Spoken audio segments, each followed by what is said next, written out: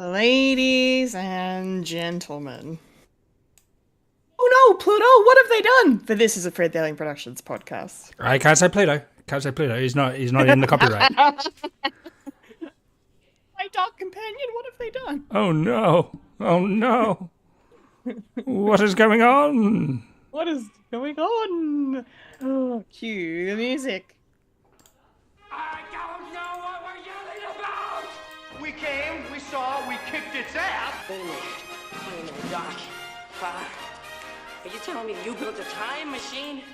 Kind of a DeLorean? The way I see it, if you're gonna build a time machine into a car, why not do it some style? Who is this? What's your operating number? Boring conversation anyway. Whoa, we're gonna have company! Loud noises!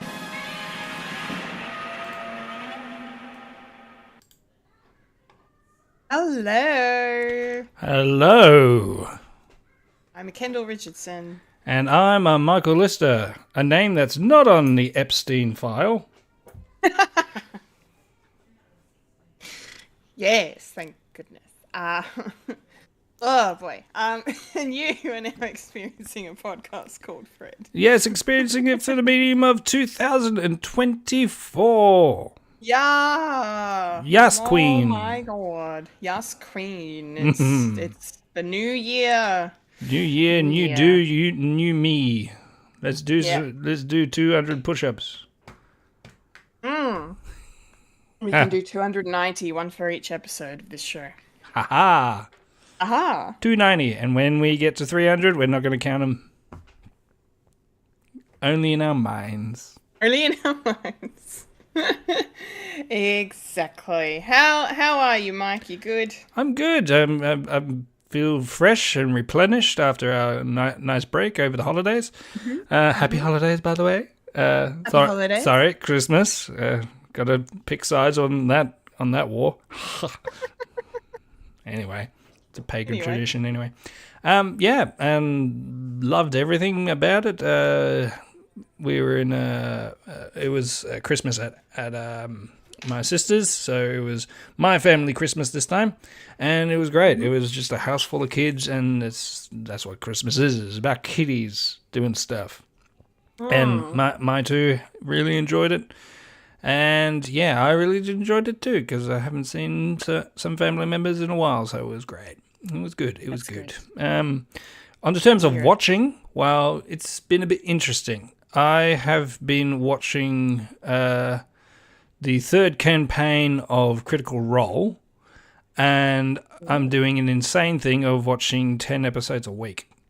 Whoa, dude. I'm already halfway That's a lot. of what they have, so I'm up to 40. Wow. So, well, I've done 40, so I'm up to 41. So, and they've only done 81, so I'll be up to date soon. So that's been my time, and haven't really been listening to podcasts either. So, haven't really been catching up on podcasts either. So, but with my watching, besides that, I finally, and this will come up in later things in the podcast, that I have finally seen for the first time Princess Bride. You hadn't seen it? I haven't seen it. Oh, wow. Okay, what did you think? That and the Goonies, which I understand I have watched it way too late. I knew I needed to be like a child for the mythical, the wonder, and the not Nick Pity, the out of film analysis that I do on a regular basis. It was like, that doesn't make sense, but it was good for what it was. As I said, I'm way too old for it, and I knew some of the lines going in. So, and that was fun. Yeah. Watching like a time capsule, because I've been meaning to watch it ever since lockdown, because of the big celebrity like retelling of it with. Yes. And I couldn't watch it because I haven't seen the movie, so I thought I need to watch the movies before I do that. And I've been putting it off because I got other things better to watch, and I'm actually happy that I watched it. Yeah. Good. And I showed. I was watching it with the children as well, and they do their they did their thing of sort of watching it and not really watching it. So I don't know. It's going to be one of their like core memories. It's like, oh yeah, I remember this as a kid. So that's cool watching it from that perspective of introducing something that I haven't seen to the kids, and they need to watch something new because they've been watching Chicken Run like all the time. It's their new favorite thing now. All the time. Yeah, Oh, yeah. well, that's a good thing. It is a good thing, but it does get tiresome. Yeah. Yeah, I suppose there's certain characters in that would become very annoying very quickly. Yeah. If one repeat for 500 million Yeah. days. But Yeah. I can like sit them down and do something else, like watch Critical Role. There you go. And something as well, which I'll talk about my New Year's resolution. I am going physical media base. I am going to buy more physical media because I'm sick of streaming. Except for this, I like this streaming. I hope you like it too, because Yes. I like it a lot. I like it a lot. And I like it a lot. there's a movie that I haven't seen, I've never heard about, but it was on Fat Man Beyond. And I can't remember what film they were referencing it because it reminded Kevin of... I can't remember if it was Oppenheimer or something else. But it's a movie called Miracle Mile. And... Yeah, and I was trying to find it because it's not on streaming, so good. Okay. So I'm going to have to buy it on physical media, and I bought it. And it was out of print, so it was quite expensive, like DVD and Blu-ray. So I did the next best thing. I bought it on VHS. Oh, wow, dude. Yeah. And what really... hold on. I've got the motion blur on it, but there we go. It's got a Video Easy sticker, and I thought that's amazing. That's what clinged it for. I want it for that because it just looks nostalgic and shit. And cool. Really good. It is very indie, so it definitely looks rough in places. But what they did for it, for like the end climax, was pretty remarkable of what they did. And Kevin sort of talked about the scene, so I was sort of spoiled for the ending. But it was really good. It's the year I was born, 1989. And really great. So if you're ever down in Bendigo Way, we could chuck this on, and it was really good. It doesn't go for long, 84 minutes. So it's a good little time capsule as well. It definitely deals with the sort of no hope bar when it comes to, and being the 80s is like after the Cold War, so everyone was very nuclear. What do you call it? Nuclear scares sort of thing. So yeah, it's really good and ends pretty bleak. It's good. It's a good little film. Bit of a hard watch if you're a modern audience, but it's good for the time capsule. And also, I I deliberately watched all of the what do you call it? Like the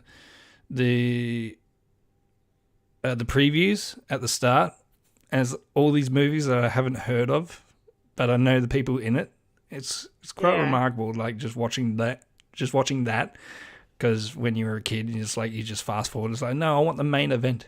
So it was really good. I've actually written a list of stuff that I want to see because and that's the sort of beauty that I want to do now with physical media, because streaming services can go hang. It's pretty much, I admire that quite a bit, and I want to say that I'm really glad that you sought out that movie because it sounded really cool when Kevin described it. So yeah, that's why I sort of, what is this? And I was like, oh yeah, where can I get it? This means, and it was only like $18. So, which is a fair steal because I didn't know if I was going to like it or not. So I'll probably get it on Blu-ray if they do a good upscaling, because everything's letterbox. Well, 4x6. Yeah. If I've got a spare $80, I'll get it on Blu-ray. Yeah, quite expensive, but quite I don't mind. So, well, what about you, Kendall? Or are we going to Fulia? We will go to Fulia because, of course, if you are watching or listening, you will notice that unfortunately Fulia is not here. No, unfortunately. Unfortunately not, but she sends her apologies along with a massive contribution to the weekly watchings, which I'll read out for us. So let's go, I guess. Okay, Fulia says, "Hello, friends. I'm sorry I can't be with you to start the new season for 2024 of the podcast, but January is a busy month for yours truly. Anyways, I watched quite a lot during the break, which is nice. I finally finished The Marvelous Mrs. Maisel, Dessert Masters, and Season 2 of the One Piece anime, and she's in the middle of Season 3. Very cool. Then she goes on to say, I watched through Marvel Studios assembled Loki Season 2, Master and Apprentice, a special look at Ahsoka, and Good Chemistry, the story of Elemental. My Christmas movie was Muppets Christmas Carol, and I decided to check out the Santa Clauses show. I also had the chance to go see The Boy and the Heron at the cinema, and I loved it.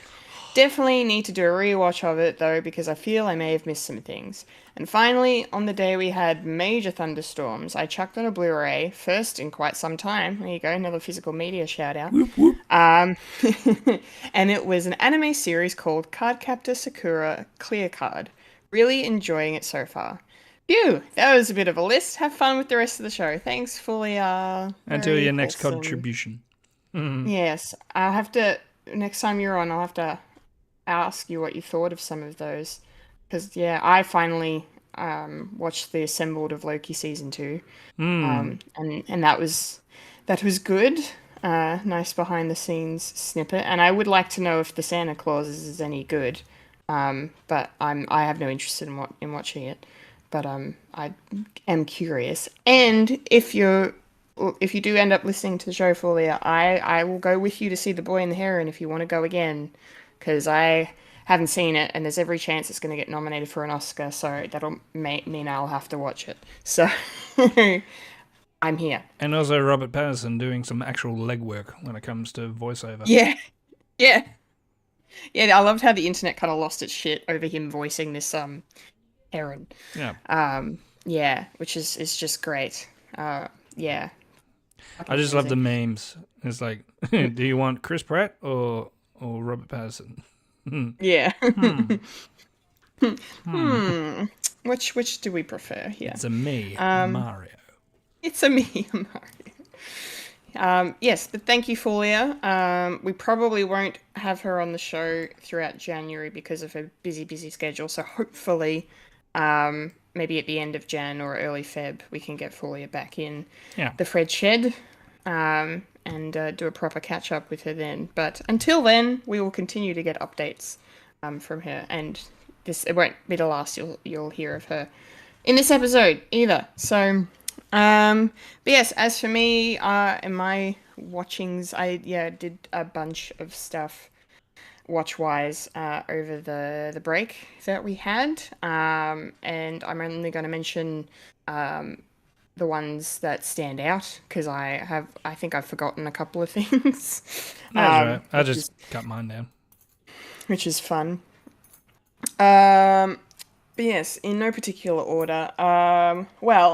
Say hello to the newest subscriber to Paramount Plus. Oh, hello. Hello. I took the plunge because the list of things on Paramount Plus that I wanted to watch just started to grow. So I at first I was like, I'll just do the free trial, even though 7 days, see how much I can watch in a week, and then I'll just be done with it. But then I realized that I'd signed up at the right time, and for the first year, I'm only paying $5 a month for Paramount Plus. So I'm gonna keep it for a year and then get rid of it. Yeah. Because it's gonna be like, less than $2 a week for me to, like, dollar something a week for me to have this thing. So I can afford that. That's fine. So yes, most of the stuff that I'm about to talk about, I watched on Paramount Plus. Starting with Thriller 40, the documentary about Michael Jackson's Thriller album, finally came out to no kind of anything, which is annoying. But because I had to search for it like pretty extensively for it to even pop up in the search parameters. Like even when I scrolled through the documentaries, it didn't come up. I had to go to the search bar, so that was a bit frustrating. But It's kind of like is what it is. It's kind of like what Doctor Who was in in November on Disney Plus. On Disney Plus, yeah. Where's the promotion? Where is it, guys? Where is it?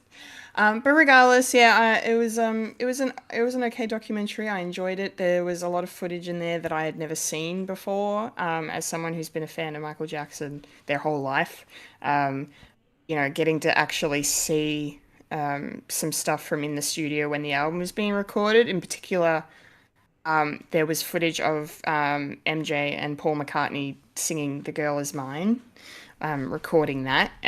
Seeing that was pretty kind of special to see, and then some other behind the scenes stuff on Thriller and Beat It, and some of the tour stuff with his brothers and all of that, and yeah, so there was a lot of stuff in there that I was just like, oh, this is really nice to finally have something new. But the structure of the documentary itself was a bit all over the place. It wasn't really done. Not every song was mentioned. There were like 2 songs that didn't even get mentioned at all on the album. The album only has 9 songs, so it's not a massive album. So that was weird. And then the chronology of the whole thing from conception to the end of the era is a bit all over the place. It goes back and forth in terms of the timeline as well, which was a bit And then they had a segment at talk like in the middle. Usually when you do like, or you watch a documentary that focuses on like the influence something has had on the world or on pop culture or on this or whatever, you kind of talk about the now or the present at the end, or like you look to the future and you see what happened after whatever. They did it in the middle. They kind of just inserted this bit in the middle of like, look at TikTok, look at Instagram, look at all these people that do the Thriller dance and all this stuff, and it was talking about modern social media and how groups like BTS show their influence for Michael Jackson now, and I'm like, why are we kind of ruining the momentum of talking about this album to talk about this shit? So it was a bit weird. But it was, yeah, it was still fine. I still enjoyed it overall. On the whole, it was nice because they actually interviewed some of the music, like the studio musicians that worked on the album and helped co-write the songs and all of this stuff. So that was pretty nice. So if you're interested in learning more about one of the biggest albums ever made, highest selling album ever made, then yeah, I would recommend checking Thriller 40 out because it's definitely it's not really made for hardcore fans like myself. It's more made for the mainstream, I suppose, like the casual fan or the, pop culture enthusiast who might want to know a little bit more about it all. But yeah, so that's cool. And then I watched, I became obsessed with a show called Yellow Jackets. Yes, and this is actually the impetus for me getting Paramount Plus because they decided, I don't know why, but they decided to put season 1 of Yellow Jackets on Netflix in Australia, even though it was already streaming on Paramount Plus. Like you can watch seasons 1 and 2 on Paramount Plus, but for some reason Netflix made a deal with them for distribution or something, I guess. But anyway, so I was like, oh, great, I can finally watch this show. I've been hearing so many good things about it. So I was really excited to check it out. And yeah, and I've binged the first season in a matter of days. And I'm like, I'm not waiting. I can't. I can't wait. I can't wait for like however long it's going to take for Netflix to put the second season up. So I'm like, fuck it. I'm just going to binge it all. So then I watched season 1 and 2 back to back. over the course of like a week. Yeah, really fast. It's really really good. Like, yeah, it's fantastic. Like, do you know what it's about? Have you heard about it at all, Mike? In all accounts, it's probably not doing it justice, but it's like Lord of the Flies, but if it was a girl. Yeah, yeah. That's the bare bones version, I guess. Yeah, it's very much a Lord of the Flies sort of thing. Like, this, high school girls soccer team, their plane crashes on the way to the nationals, and they aren't found and they tell you straight up in the show, they're like they don't find them for like 19 months or something. So they're in the wilderness in northern America for like, yeah, ages, without being found, and it's just and so the show takes place between the aftermath of the crash when they're there, and then in the present day. So you have actresses playing the teenagers and then actresses playing the adults. So you've got Melanie Linsky, you've got Juliette Lewis, Christina Ricci playing older versions of these teenagers. And you have these concurrent storylines. And it's really, really well made. So it's like a dark take of, what's that movie? Then and Now. On Now and Then, Now and Then, yeah. which Christina Ricci was actually in. Yeah. So that's funny. Yeah, yeah, it's a very dark, much darker version. Yeah. Of that I've got story. older sisters. I know these things. Yeah. But yeah, it's a fantastic show. Like, it's just, showing what can happen to people when they're put through, the ringer in these dire situations and the choices that have to be made, and what happens when it's a group of, 16-year-olds. Like, what do they do? How do they respond to it? And then, like, it's kind of cool that the show, like, it shows you which characters survive, but it doesn't. Some of the other girls, you don't know if they live or die, because you don't see their older counterparts, and they kind of drip feed you, as you go along, which characters live and which ones die. And there's still some characters we don't know. Like, at the end of season 2, like, I have no idea. A couple of characters, if they live or die or not. But it's done really, really well. And there was a very good twist at the end of season 1 where you found out that yeah, like a pretty prominent character, like what their fate was, and it was just like something you didn't expect, and it was just, oh my god, okay, this is crazy. But yeah, I highly recommend Yellow Jackets. I really enjoyed it. Can you buy it on Can you buy it on physical media?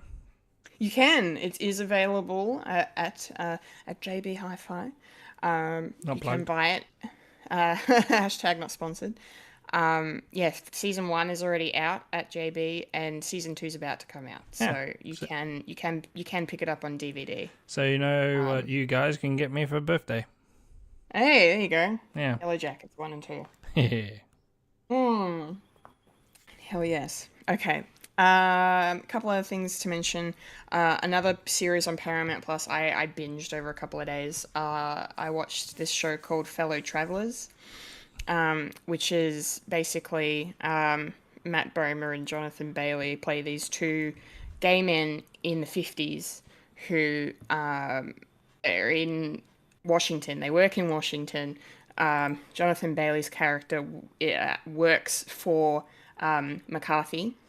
So it's during the height of McCarthyism and the witch hunt that was, them accusing every person they thought was sus of being a commie.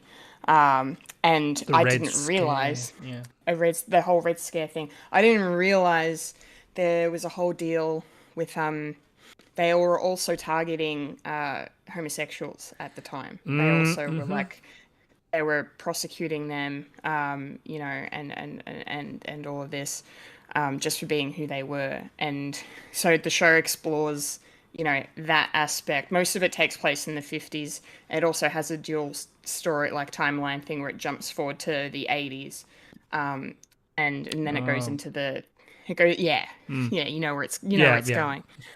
Yeah, I don't even need to say it. I know history. So yeah, yeah, history. The awful history, especially in America. But it's about these two men who kind of are very much if life was different, they would have been together like forever from day dot. But because of who they were and where they were and the time they lived in, they couldn't be together. So they have to pretend to be straight. And Matt Bomer's character marries and has kids, has a family and a whole thing. And then, you know, literally, Jonathan Bailey's character joins, like he enlists in Vietnam just to get away from Matt Bomer's character because like it's so heartbreaking to him that they can't be together. Like, I need to get over you. I'm fucking enlisting.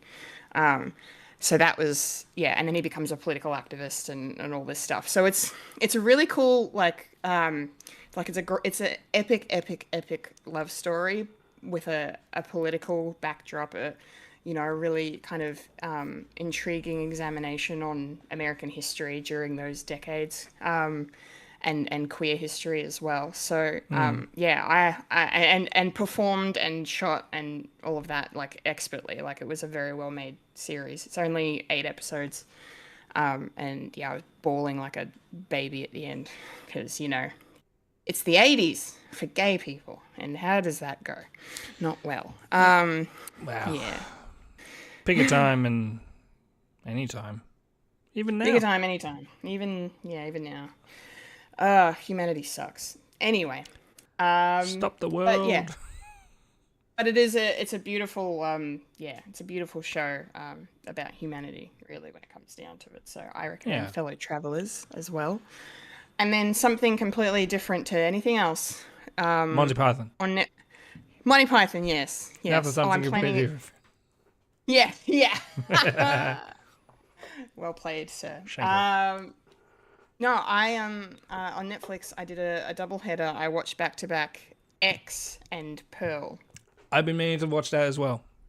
Nice. I hope you do, because I would love to discuss it with you. Because yeah, it was really. I think I didn't like it as much at the time. I liked Pearl more than X, I think.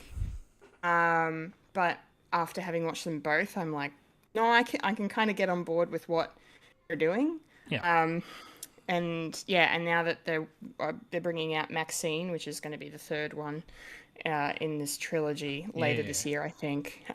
It's going to be really cool to see how they bring the character of Maxine full circle, because she's the main character in X. But isn't it in different time periods? Yeah, well, I won't spoil it for you, but there isn't. I thought it was some big connection, but if there is, they haven't explained it yet, and so I'm hoping Maxine will explain it a bit more. Yeah, because they haven't really touched on the reason why Maxine and Pearl are two different people played by the same actress. They haven't really done anything with that yet. Glaringly obvious. And to be honest, if they don't, I won't be mad about it, because it's really fascinating. And I know you're a fan of horror, obviously, and I know you'll appreciate X is very much, it has like a Texas Chainsaw sort of aesthetic to it. Like it's in the late 70s. It's, these young people, they're going out to this farm that looks very and it's set in Texas as well. Like, it's very reminiscent of that whole thing, and bad shit happens. But and then Pearl to be like this sort of prequel to that. You kind of see you don't even see how things got so fucked for them in X, but like just it's more of it's just more of like, okay, this is just who this character is. It doesn't explain why she's crazy, but she just is crazy. But yeah, there's a connection between the two characters, Pearl and Maxine, and I hope they kind of go more into it. But they were really cool. They were fun. Yeah, they were really fun. And Superman's in Pearl. David Corenswet. He's in, the new Superman. Yeah, yeah. You have to be more specific. Yeah, sorry. The new Superman that we haven't seen yet. He's in Pearl. So yeah. Definitely recommend people check those out. Yeah, if you're a horror fan. That was on my list for stuff to watch this year because of the third one coming out. And I thought, I've been meaning to watch them. So yeah, I'll do a double header. But I'll do it. Yeah. But I'll buy it on physical media. Yeah. At JB Hi-Fi. Maybe. I don't have staff discount, so. Hint, hint. Hint. Well, your birthday's coming up. I know two people. You did. Yeah. And they both had this podcast. Yeah. And they can buy me one, and they can buy me two. Yeah. Oh my God. Oh my God. Yeah. Amazing. Anyway, that's my weekly watchings, our epic weekly watchings to start off 2024 with a bang. Weeklies. Yes, and now it's time to get into the week that was in the nerdy news.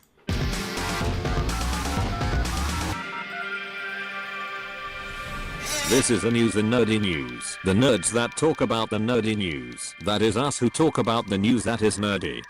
And now the queen of nerdydom, the hostess with most S, Kendall Richardson. Take it away, Kendall. I'm still working up the volumes. I'm sorry, people. But there you go. Okay. Hopefully it's all good. Yeah. All right, nerdy news time. Let's go with our first item, and we've got some Marvel news to start off the year. Marvelous. Not marvelous, not so marvelous though, because Steven Yeun, who was previously booked to play Sentry in the Thunderbolts movie, has unfortunately had to step away from the project, and he will not be playing the role anymore. Basically, this is due to the strikes that happened in 2023.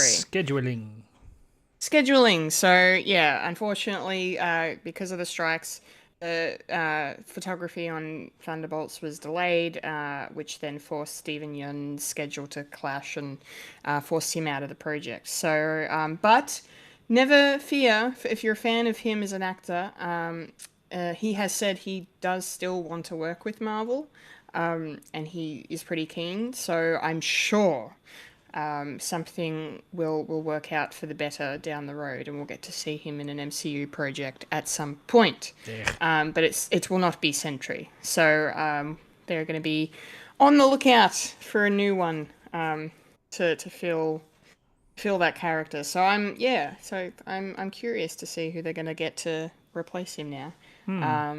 But yeah, because I have no connection to this character. I've never seen the character before in anything else. It was going to be the live action debut of the character too. So I don't have any preconceived notions of who should play Sentry and what he should look like. So it's kind of exciting. Sad because Steven Yeun's very talented, very, very talented actor, but yeah, was not meant to be. Mike, do you have any thoughts on this? Just it is what it is. This is going to be the repercussions for a while with the writers and actors being on strike. There's going to be a bit of a hiccups in places, but it's cool that they still have like a good rapport. It's like not anything like sinister behind it, and he wants to play something in the MCU, which is good. I just know him as Mark.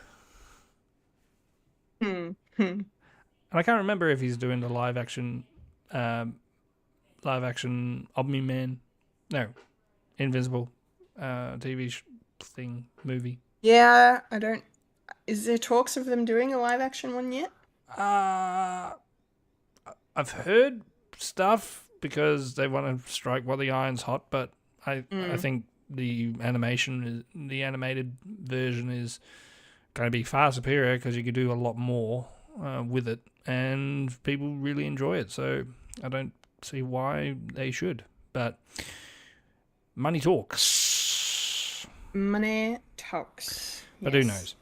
But yeah, I enjoy him. He's very good in his voiceover roles. I haven't really seen him in much, except for Walking Dead, of course. But otherwise, yeah, take the bag when you can. Love it. Yes, indeed. All right. Well, speaking of casting, our second piece of news is a lot better. And I'm really keen for Mike's thoughts on this in particular. Ooh. Because I can't remember.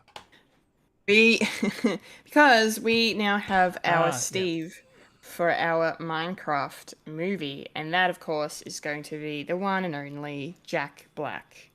Um, now, I have only ever watched people play Minecraft. I have never played it myself. I know nothing about Steve as apart from the fact that he's like the guy. The guy you play. The guy you play as. So that's about it. I'm I'm really keen for this movie now, like even more so than I was before. Like I was intrigued about this Minecraft movie just because obviously we're having an upswing of video game adaptations at the moment, and something like Minecraft, if they get the right animation house doing it, it could actually look pretty amazing. So I'm really curious to see when they drop a first trailer or a first image for this, how it's going to look. But getting someone like Jack Black to voice this iconic character is a big up from me. He knocked everyone's socks off as Bowser last year. Singing the song that should have been nominated for an Oscar, but it won't be. But that's all right. And so it's kind of funny to see him go from, one of the most famous Nintendo villains to, literally the complete opposite. Now he's going to be the protagonist in the story. So yeah, I'm looking forward to watching this more than I was before. How are you feeling, Mike, as someone who enjoys a bit of Minecraft? Yeah, especially when I need some downtime with my brain and just dig a hole. Dig a hole. Dig a hole, fill it up with water. Yes. Dale dug a hole. Steve dug a hole. That's right. Yeah, Steve is basically the default skin that you get when you're playing that game, because you don't see your face normally unless you press R5 F5, and you do different if you want to do like POV or anything like that. So he doesn't really have a character, so it's going to be interesting of what they sort of put into the character. Like, you can start from scratch, and someone like Jack Black can definitely fill those boots, or those leather boots, or those diamond armor boots. Bit of lore there. Enchanted boots. Yeah. So it was interesting because originally Jason Momoa was going to be in this. He's still rumored to be a part of it. Yeah, so he could be like the voice of something else as well, like the voice of a dragon or something, or the creeper or zombie. He plays all the zombies.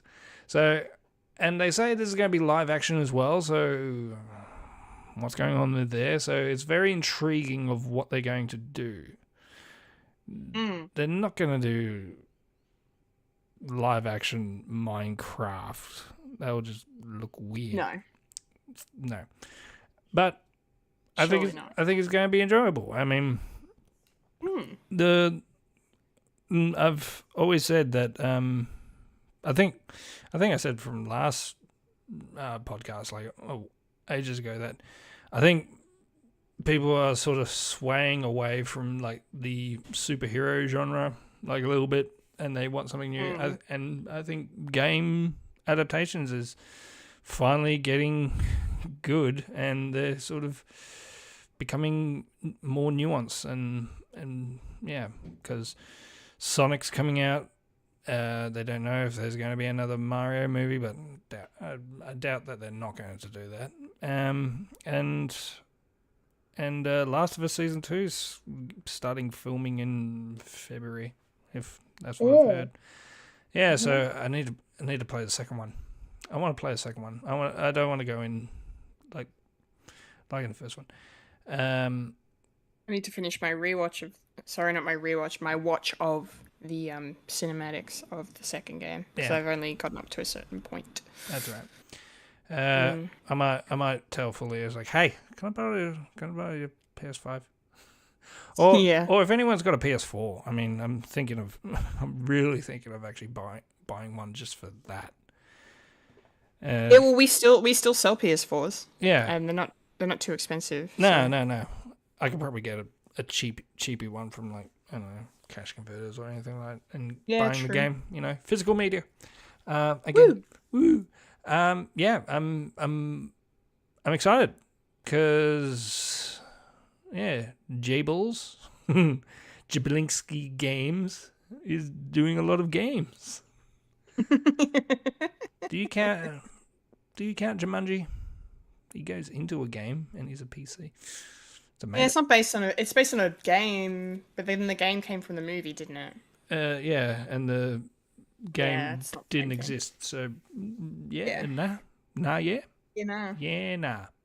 Yeah, nah. And that's my final offer. Yeah, nah. Yeah, nah. Very good. All right, we got one more thing to talk about in the news before we move on out. And Oh, that is- sorry. Fulia. I just went over to because I'm doing this like by myself. I forgot. Fulia is in the chat with on YouTube. I forgot to mention that I watched Pokemon Concierge? twice. Also, hello. Volume is good. Okay, it's ages ago. And with that, I must go. We'll listen Oh, once. she's already gone. There you go. Yeah, I'm so quick. That's why I need. You're so quick, it's that's why I fine. need 3 monitors. 3 monitors to see everything. Everything, including. Why aren't you on Twitch? I was on Twitch. Anyway. What did she say was good? What's good? Oh, the volume's good. I think it's when I volume. was talking about the. When you were talking about the volume. Yeah. Right. Yeah. Nice. All good. Well, yes. All good. Thanks, Fulia. Sorry, we missed your comment. I'm darting everywhere between when I'm not saying something. So, you carry on. Okay. And I'll just be in the background going. Meh. Alrighty. Our last item of news is Game of Thrones related. It was announced this week that the one of the previously live action spin-offs, which was called Nine Voyages, aka The Sea Snake, is actually now going to be an animated series. And George R. R. Martin himself made this announcement, and based on what he actually said, it's probably a really good decision.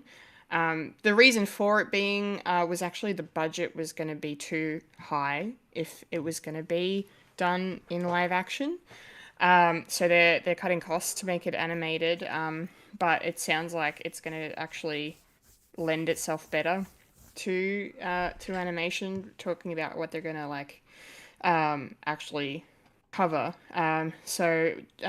George R. R. Martin said, "We have moved Nine Voyages, our series about the legendary voyages of the sea snake, over from live action to animation, a move I support fully. Budgetary constraints would likely have made a live action version prohibitively expensive, what with half the show taking place at sea, and the necessity of creating a different port every week, from Driftmark to Lys to the Basilisk Isles to Volantis to Karth to, well, on and on and on and on. There's a whole world out there, and we have a lot better chance of showing it all with animation."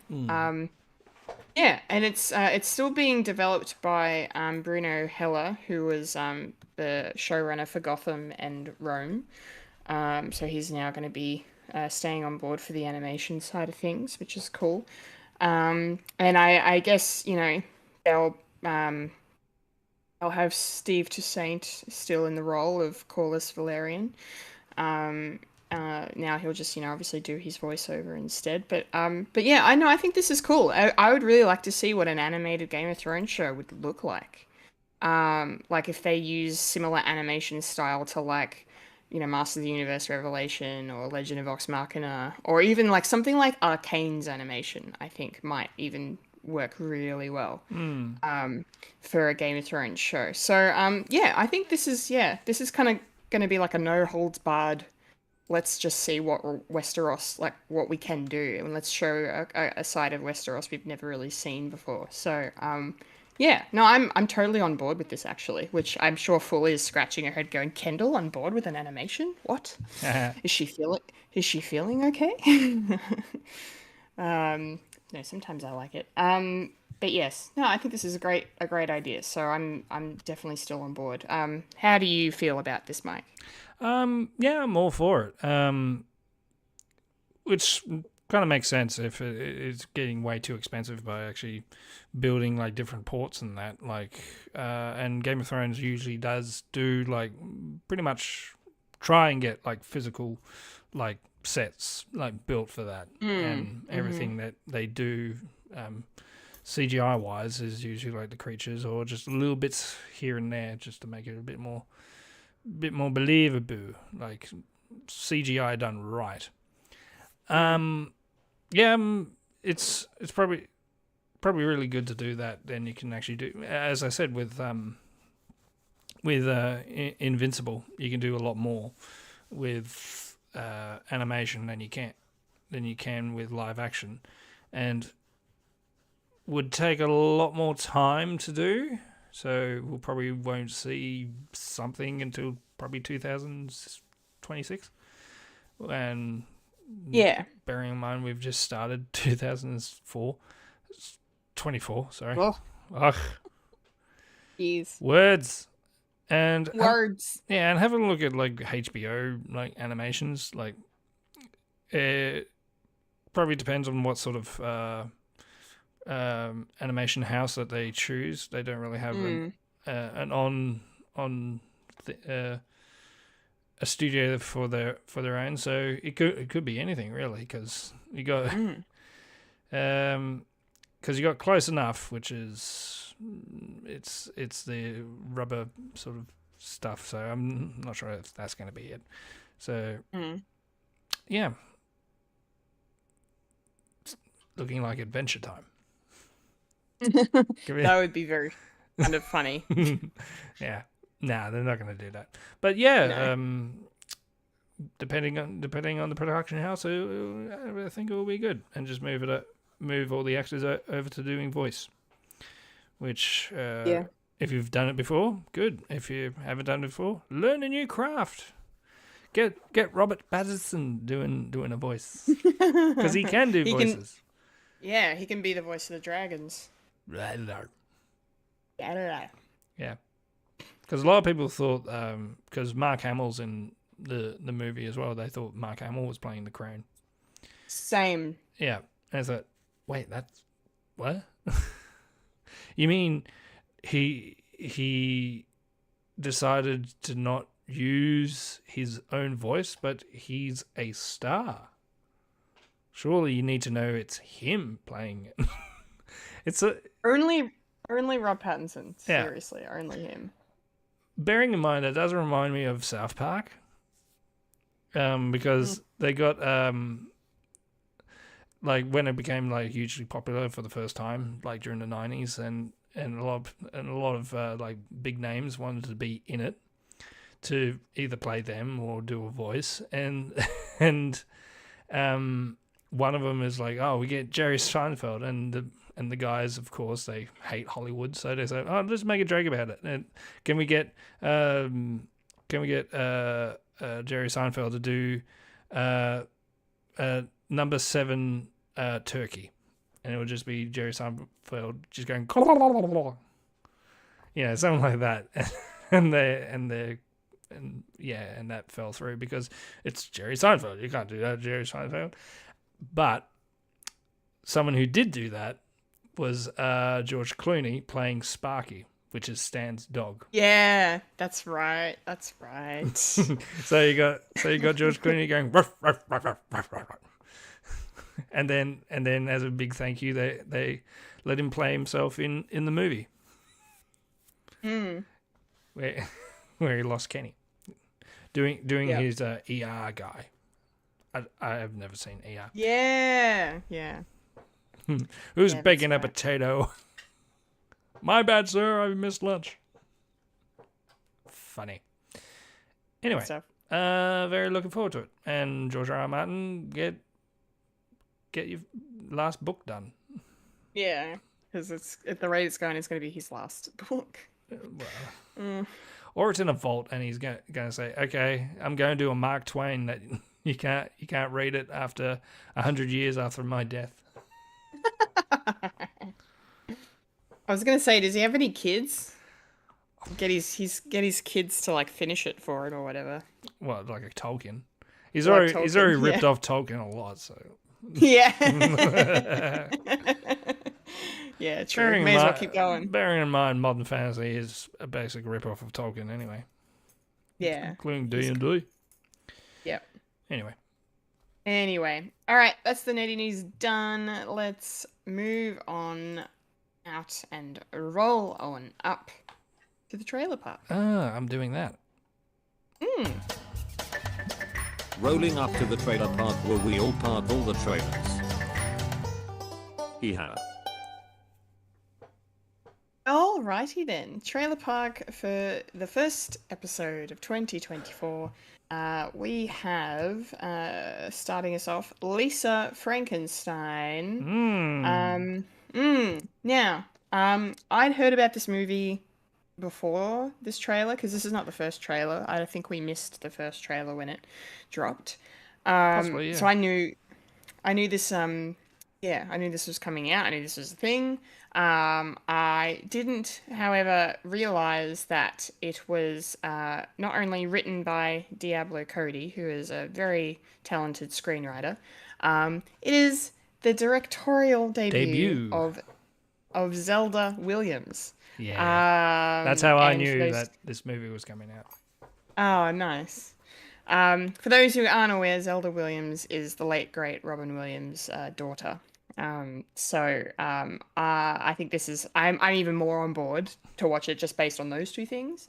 And then just watching this trailer, I was kind of even more sold on it the more it went along, because it really feels like it's like Heathers crossed with like any Tim Burton movie crossed with Warm Bodies. Like, it's just this amalgamation of different Frankenstein-ish sort of tropes, and it's set in the 80s, so you've got that aesthetic. Like, I'm really interested in watching this. I think I'm not sure if I will like it or dislike it, but there's a lot of things in here that are working for it, and I kind of like the story of it, not just about this like weird girl who is like in love with a dead guy.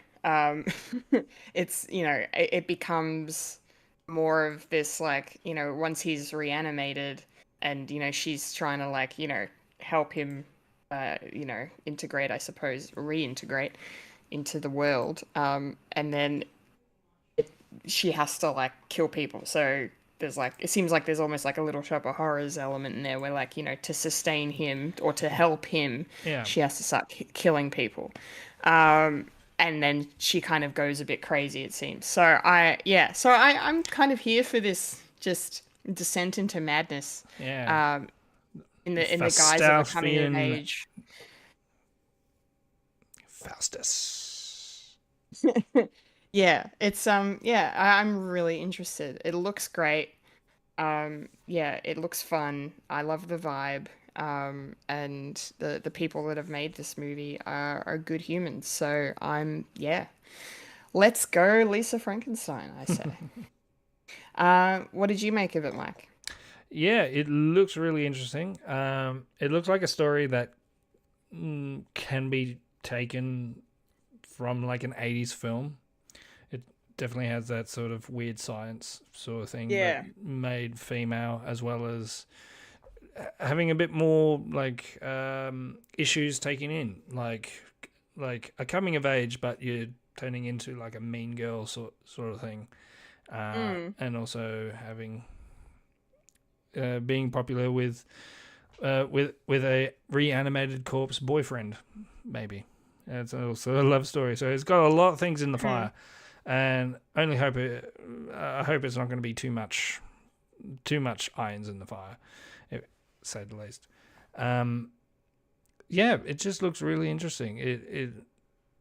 It's new, it's different, it's unusual, and it looks very similar to things that we have seen, which isn't bad. I think if you just what's the word that I'm looking for? It's not a mirror image, but it's sort of like yeah, I can't remember. Anyway, moving on. Really enjoy it. All the people in front and behind camera are amazing, and I can't wait to see it. Maybe a bit too old for my daughter to watch it, but it's definitely going to be one of them ones. It's like when you turn 16, it's like, okay, you want a coming of age story? Here's this one, as well as Sunshine of the Spotless Mind, and and what's that other one? Something that I watched in year 12. Well, I had to watch in year 12. It's anyway. It'll come to you. So where's this coming out, Kendall? Well, Lisa Frankenstein, it probably has an Australian release date because it's coming out next month in the US of A on the 9th of February. But I couldn't see one listed on IMDb. So keep an eye out to see where it might be playing here in Australia. Because it's not coming out in the UK until like March, so we might not get it until then either. Who knows? I think I saw it on Flix.com. I should check their website for release dates. Just gonna do a quick Google. Oh, I was going to do that. Oh, will you do it? Go in, do it. I'm on the internet as well. You're on the internet, do it. Do it. I think it is coming out in February and that. Huh. Do. Come on, don't be a poop. Internet's a bit slow. Oh no. Don't be slow. Don't be slow. Yeah, it's too slow. I'll go back to you. Okay. Well, I can't see. It's listed on flix.com.au, but there's no release date, Australian release date. So it looks like there's just no. It says it's coming out, but it doesn't say when. So we will watch it at some point. Yes. Yes. All right. Our next trailer, however, does have an Australian release date, which I will reveal momentarily. But first, I'm going to talk about how much I adored this teaser trailer for the first Omen. I haven't seen any Omen movie. It's one yeah, I know. It's one of those horror franchises I haven't gotten around to checking out yet, but I have heard how kind of prolific, I suppose, the original film is, you know, because it came out after The Exorcist did, so they were still in the middle of that whole 70s horror wave of that, and, you know, the whole satanic panic shit going on in America at the same time. So, so I haven't seen that. I'm going to watch it before I watch this, because this obviously looks like a prequel based on the title. So we'll see how it goes, but I hope the movie is as good as this teaser trailer makes it out to be, because my god, this was a fucking amazing teaser trailer. Like, I love it. Like, we talk about it all the time, like how, you know, teaser trailers should not show the whole movie, or just trailers in general shouldn't show the whole movie. And teaser trailers shouldn't show any of the story. Like, they should just kind of give you a glimpse, give you a taste, give you a little sample size of what you're going to get when the film does come out, and this is what this does. And it's artistic, it's stylistic, it's eerie as shit. It's just, it ticks all the boxes for me. I thought it was expertly edited together. The way the sound is used, the way the images are all in reverse. Like, we're seeing everything happening in reverse, basically, except for the shot at the end. But I thought that was such a clever thing because, there's that whole thing about like, you play certain songs in reverse and you can hear messages from the devil or whatever in them. So I'm like, they're leaning into that whole kind of mythology around that.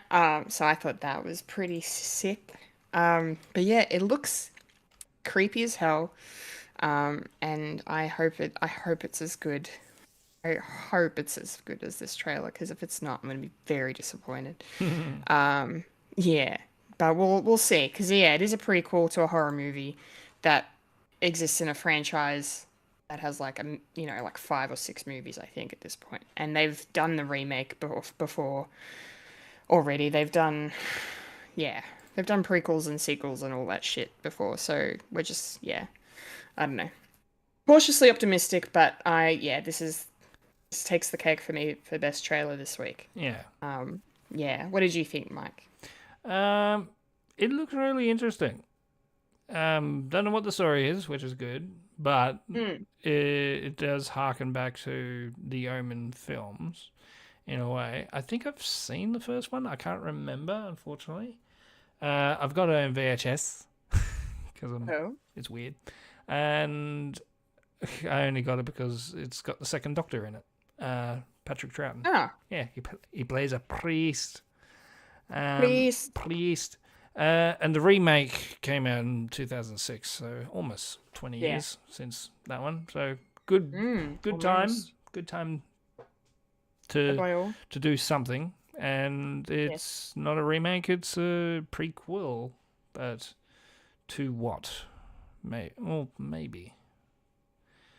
That's the thing. I don't think it's actually officially called itself like a prequel or anything like that. No, that's kind of me making the jump just because it's called the first Omen, and we've had a million Omen movies already. That's what it's telling me. Yeah, that it's a prequel. I could be wrong. No. Well, a woman starts questioning about her faith when she uncovers a terrifying conspiracy to bring about the birth of evil incarnation in Rome. Rome. Oh, Caesar, Emperor of Rome. Rome. Yeah, there's a lot of Omen movies. Well, whenever this is coming out, I'll probably have to watch all. Looks like. Oh dear. 1, 2, 3, 4. Including There's a few. Yeah, like 5, not including this one. Yeah, I was gonna say, when we're talking about 70s like horror, like with Omen as well as The Exorcist, Rosemary's Baby, and all that, and a lot. I've heard a lot of people complain that A24 is like art house horror, and people complaining about it. It's like, no, it needs all the blood and guts. It's like, well, you can have both. Then you know what you're getting into. Maybe people don't like a slasher, but people like a slow burn, and I think maybe. With all the shots in this movie, it definitely has a feel like this is going to be an art house horror, which is like what the first one was sort of harking back, because 70s, it's slow burning and it's accidents waiting to happen. So, but I don't know, with the thing of she uncovers a conspiracy, please don't make it like Da Vinci's Code or anything like that. Yeah. we don't need that. We don't need that. Don't need that. But maybe it's before Damien is born. Maybe, I don't know. And the last thing that was backwards, I haven't checked it, but I could probably tell because it definitely sounds like it backwards, is the famous line in The Omen, "This is for you, Damien," but backwards, where the nanny is, don't want to spoil it, on top of a roof saying, "This is for you, Damien, it's all for you," and jumps. She jumps. Yeah. Yeah. But in a way, she jumps. Yeah, I'll leave it at that. More of a shock. So when is this coming out? Well, as I said earlier, we do have an Australian date for the first Omen, and that is the 4th of April. Oh, just in time for Halloween. Yes, indeed. All right, one more trailer to discuss this week, and that is for an upcoming series called Death and Other Details. I just clicked. I probably should check if this is based on anything, because I'm very curious. Because it's very obviously much a murder mystery in the vein of Poirot, Yeah. or Knives Out. You know, it's very much kind of harkening to those sort of classic murder mystery Yeah. tropes. A copy, but not a copy. A copy, but not a copy. But yeah, just trying to see if it's based on anything. Death on the Nile. All the episodes are written by people, and there's no one credited as like based on the thing. So maybe it's an original. Maybe it's the same thing. Maybe. Maybe it's its own thing. Yeah. No. Well, that's cool. Yeah. But regardless, this was an interesting trailer. Speaking of bloody Princess Bride, Mandy Patinkin in this. Good timing. So that's really cool to see him in this. Inigo Montoya. Inigo Montoya. You kill my father. Kill my father. Prepare to die. Hey, you get that reference now. Yes. Yes. I thought, does he only say it once? Boy, I was wrong. No. Boy, were you ever wrong. He was rolling nat 20s on that. He sure was. So I like the fact that this is a series as opposed to a film, because when I watched it I thought it was a movie. I'm like, oh no, taking place over a few episodes. That's pretty exciting. But yeah, I hope it brings something new to the murder mystery sort of genre. I'd be curious to see if Fulia wants to check this out, because we all know how much she loves her Poirot and enjoys Knives Out.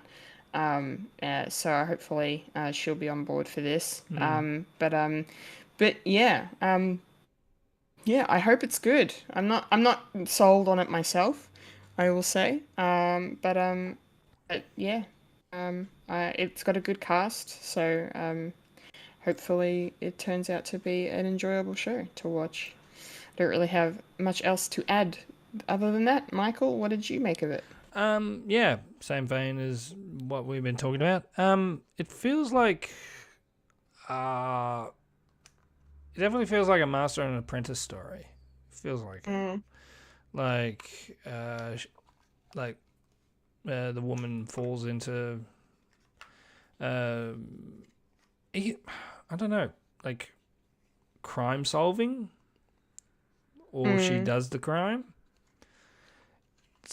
I think that's the mystery, maybe, and not necessarily the main murder. Mm-hmm. Yeah. Probably needs another trailer just to galvanize what it's trying to do. But otherwise, it looks pretty. In a weird way, it does remind me of if Poirot was on the set of White Lotus, in a way.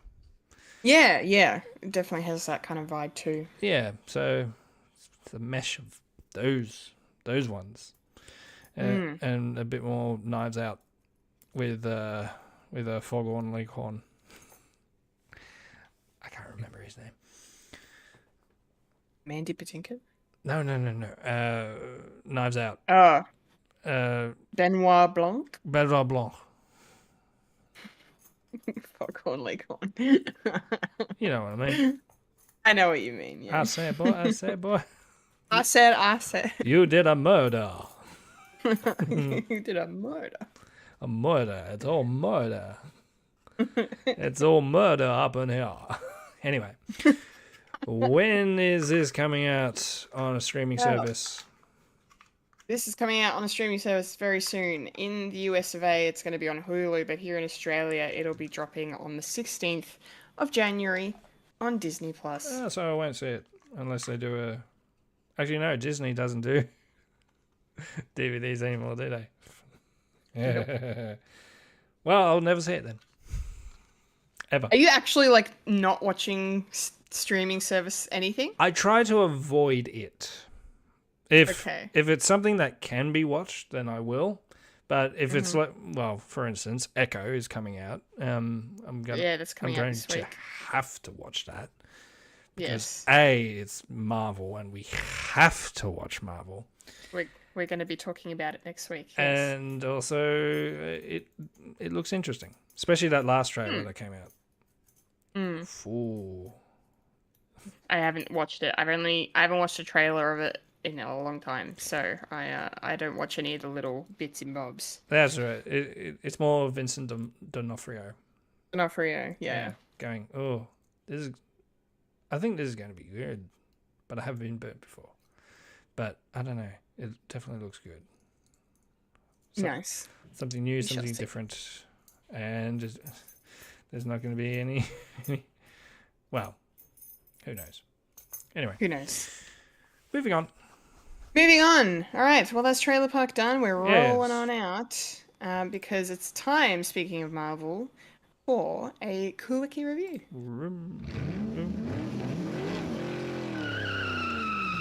Quickie review. Sure. Yes, Quickie review time. And of course, we are here now to just give our overall thoughts on What If Season 2. Which dropped in its entirety over the holiday period, one episode a day through to the end of December. Yeah. I just wanted to share general thoughts. Maybe we'll do a bigger discussion on it when Fully is on the show in a few weeks. But for now, my overall thoughts, I liked it. I didn't like it as much as the first season. I thought the first season was done a bit better for some reason. Because obviously the first season starts off as being, standalone episodes, and then they build up that connection throughout. This season had a little sprinkle of connections, but it didn't kind of culminate in to the same kind of effect for me by the time we got to the finale. And I'm very curious as to why they kind of they seem to have held back a bit on the way that they ended it. It was still good. It was still satisfying. But it was a little, I'll just quickly spoil a couple of things. But it was a little bit predictable for Sorcerer Supreme Strange to go dark, to go rogue. And remain corrupted. Wasn't very much a pull the rug out from under you moment when it was revealed that not only was he, trying to bring back his world, he was trying to bring back Christine again, even though we believed he'd already learned his lesson. Yeah. Are you telling me that all that character building that we actually set up in the last one didn't mean anything, and he went back to being a cookie cutter villain? Yeah. Sweet. Yeah. Thanks, guys. Well done. Thanks. Yeah. Could have been, continuing Could have been better. A story, but no. Yeah. I'm glad we're on the same page with that. Which is surprising too, because they had the same head writers on this as they did the first season. So I'm just really curious as to why they decided to kind of half-ass it a little. And not put as much depth, because I maintain that the best episode of this entire thing is that one episode where Strange becomes Sorcerer Supreme and ends up losing his only world because he keeps trying to save Christine because she dies instead of him. And as you just mentioned, that growth and development he goes on, and what he does to get to the darkest point, and but then to come out of it again, Yeah, it's incredible. So it's just a shame to see that kind of undone a little bit here in this. But apart from that, like I kind of liked some of the Elseworlds sort of stories that they did. Like I enjoyed Peter Quill attacking the Avengers like back in the 80s, like to see what like an Avengers assembling in the late 80s would look like. You know, getting Hank Pym in there and and yeah, and you've got Peggy Carter in there as well, and yeah, a bunch of other, familiar faces. Bucky's there, and it's a bit weird, but sure, it works well enough. Um, Yeah, yeah, so that was kind of a fun episode. I actually enjoyed watching that. Lawrence Fishburne too, getting to see him in a suit. yeah. Um, I was going to mention the, with Lawrence Fishburne being in this episode. I was like, I've forgotten how old he is. yeah, he's been around for a minute. It's like, surely he's like he's just in his 50s now. But no, he's older.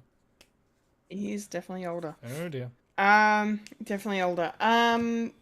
We finally got to see, of course, the Gamora episode that was cut from season one, which turned out to actually be an Iron Man centric episode that just had Gamora in it.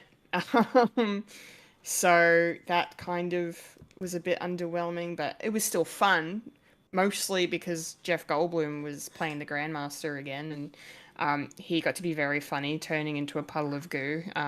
I really enjoyed watching that. Um, and then yeah, let's see, them recreating Winter Soldier, but having Captain Carter doing it instead, and they're going after Steve instead of Bucky. Like so, and Bucky's like a senator, like this. So this that kind of like retake on the Winter Soldier Yeah, was a lot of fun. I like that. Yeah, that was really cool. Um, Hela getting sort of a redemption arc was a bit fun as well. I'm glad they got Kate Blanchett to reprise her role as well. And then I enjoyed the original the introduction of the original character Kahori, who was created specifically for this. The only criticism I had of her is the fact that she's another being connected to the Tesseract now. Uh, so it just, but I get why. I get why. It makes sense because of the time period and all of that. Like it makes sense. But I'm just like, could we have had their abilities created any other way than the No. Tesseract? Why does it have to always be the Tesseract? Because Um, that's the only thing that fell from Earth. To Earth, I yes, mean. yes, yeah. Well, yeah. See, like I said, I get it. Hence why all the fan theories of the Tesseract being involved with the X-Men sort of origin. Yeah, yeah. That's been retconned.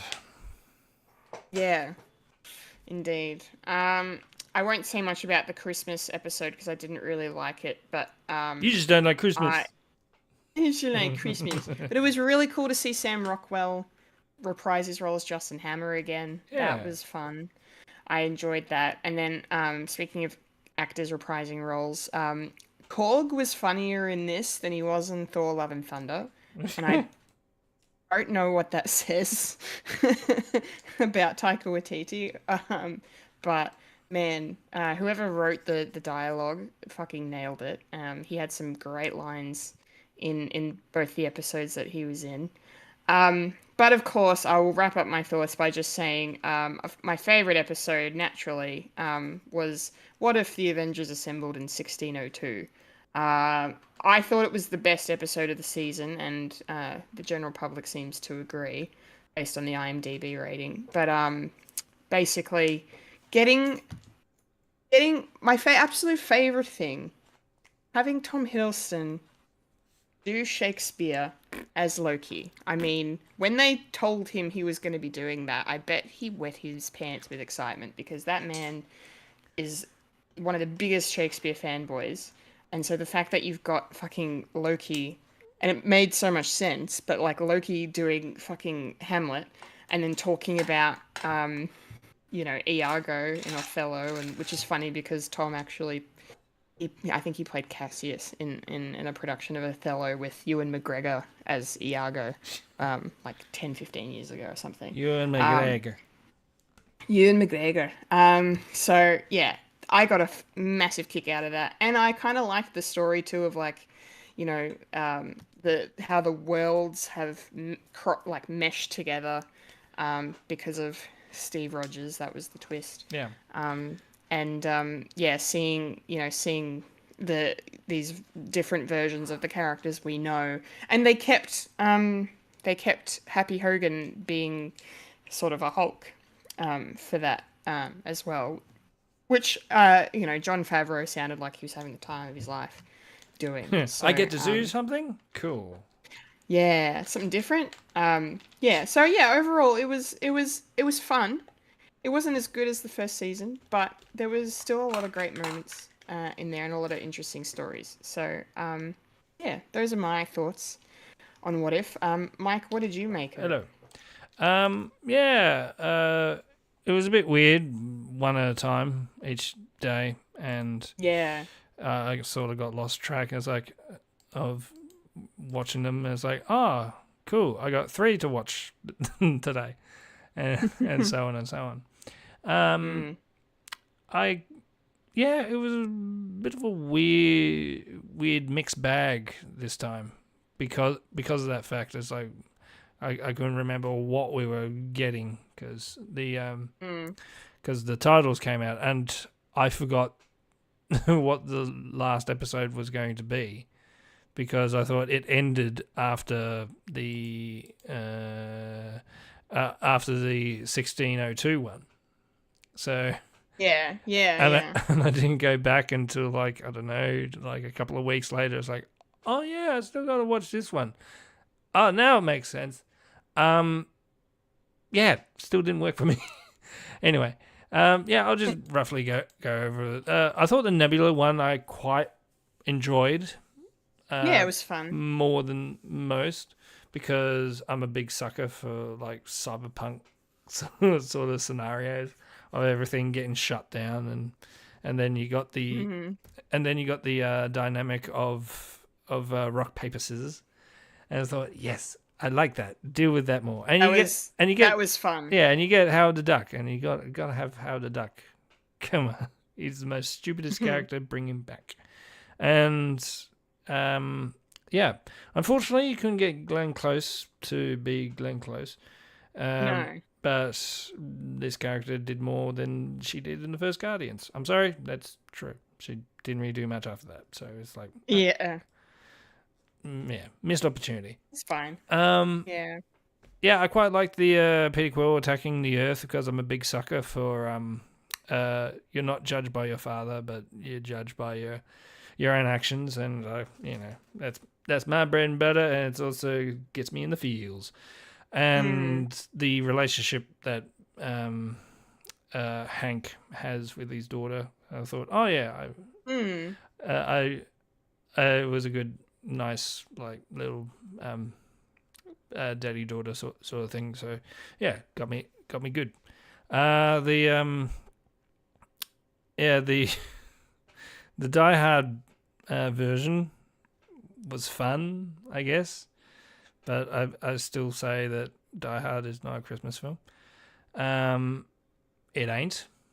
It's just set in Christmas. It's Okay. Yeah, and I'll talk about that. Tell yourself. And I'll talk about that more later.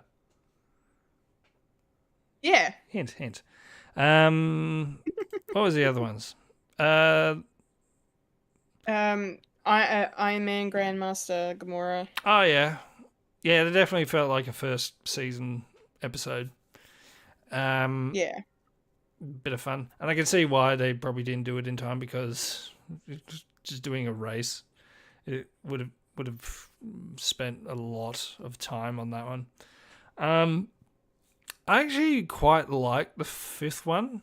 The Captain Carter fought the Hydra Stomper. Yeah, it was good. And like Captain Carter is quintessentially the main main person in What If season, and it definitely has that at the end of introducing like the whole world to like this is what the possibilities are, and the reason why we can do this is because of Loki. Blah blah blah.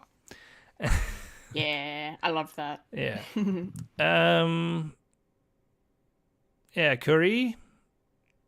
Good introduction. I don't mind the Tesseract thing because it definitely this episode definitely reminds me of Prey. Yeah, just getting like something well known and just putting it in this sort of time period and what would happen, like, and everything. Hello. Can I just quickly add, I forgot to mention, I thought it was a really great choice that they decided to not do the episode in English. Yes. And the only time English was spoken was when Doctor Strange rocks up at the end. Yeah. The fact that they actually used the indigenous language and then the Spanish, And then spoken Spanish, Yeah. I thought that was amazing. I'm so glad they did that. Yeah, and I actually got people of that tribe. Was it the Mohawk? Mohawk. Yeah.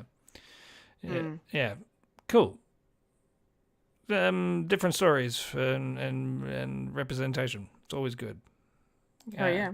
Even if it's a culture that is really far from us. And just introducing that. Hela was fun. I really enjoyed that episode. Ended weird that she turned into Hela the White. Yeah. Yeah. It's like, This with Disney characters becoming Gandalf now. yeah. It's like, oh, you're coming back, aren't you, to do something? Okay. Yeah. 1602, I don't really have that much love for it as you do. I thought, yeah, it's a bit of fun, but it's also what I liked about it is we get to see what an incursion looks like. Yeah.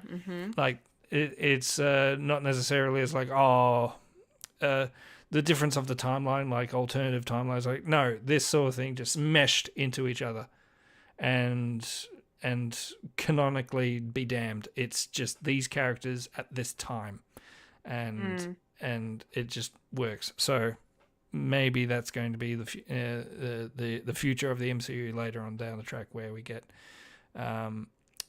the X-Men and the Fantastic Four bunching into the MCU universe. Yeah, so it's because of this episode. So props for that. And then Strange intervening interference thing. Yeah. I suppose they needed an ending for it without being an ending. I think probably the company says, okay, you can have an ending, but it can't be like anything. It can't be something like that would affect the main MCU, because we got plans. What are those plans?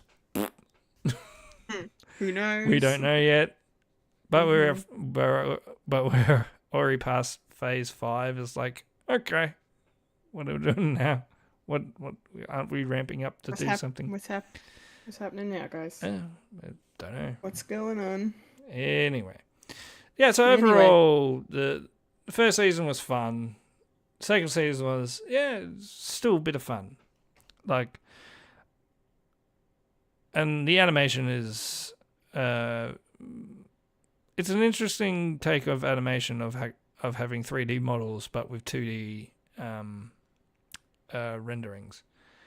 I like that sort of mesh. It's sort of best of both worlds, and you can still have 2D and 3D coexisting. Because I always enjoyed the 2D sort of it.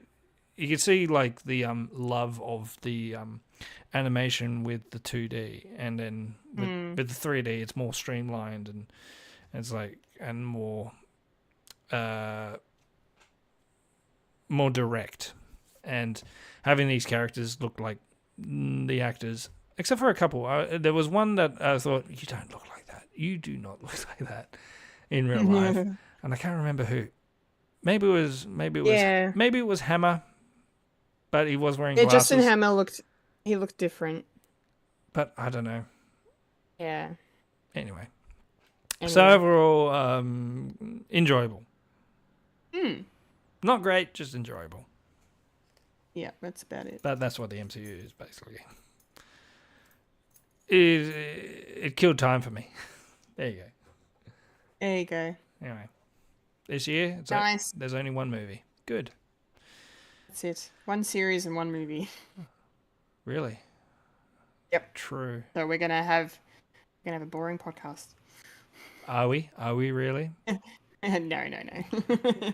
Well, we can start watching Matt Smith Doctor Who, and then Yeah, I haven't actually dipped my toes in yet. yeah.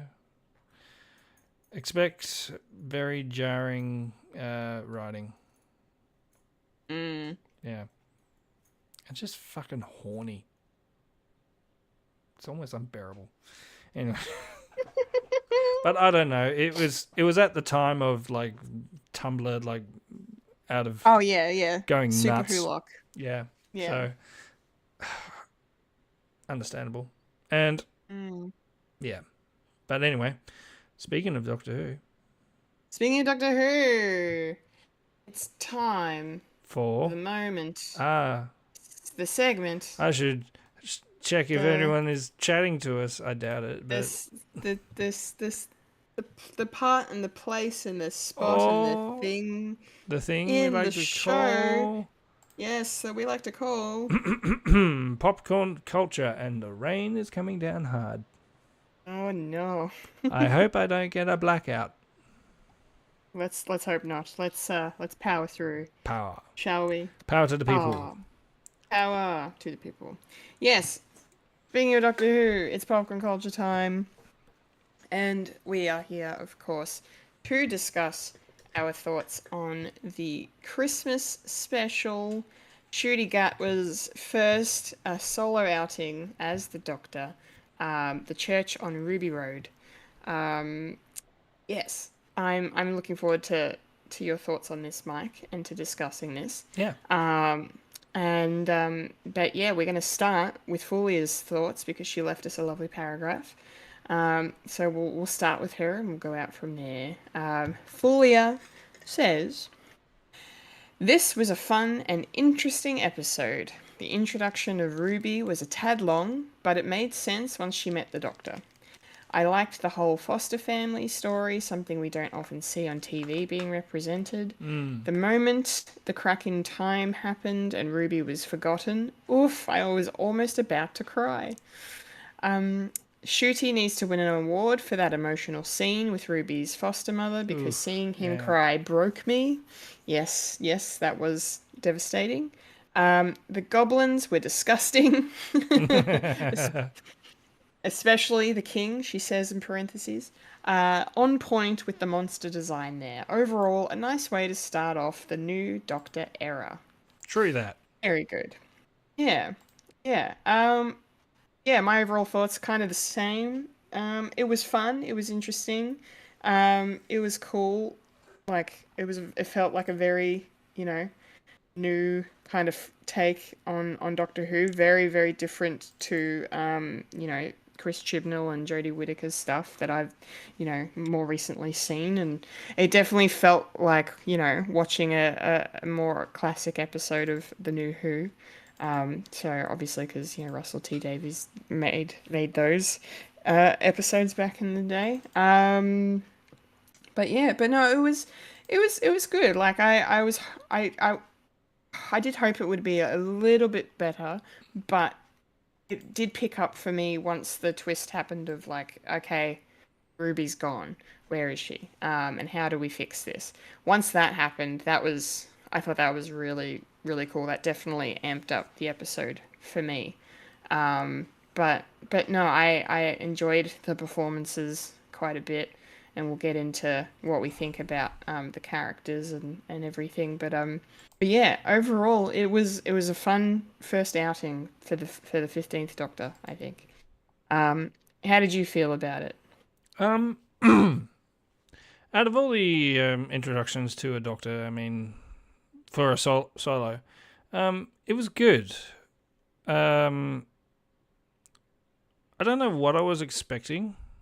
I knew there was going to be goblins in it. And maybe I need to stop theorizing as like, oh, it could be about this, because I thought Russell T Davies was going to make Elves on the Shelf scary.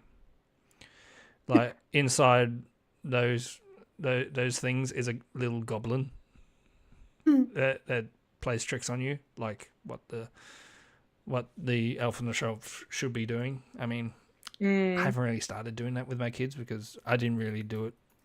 We didn't really do it growing up.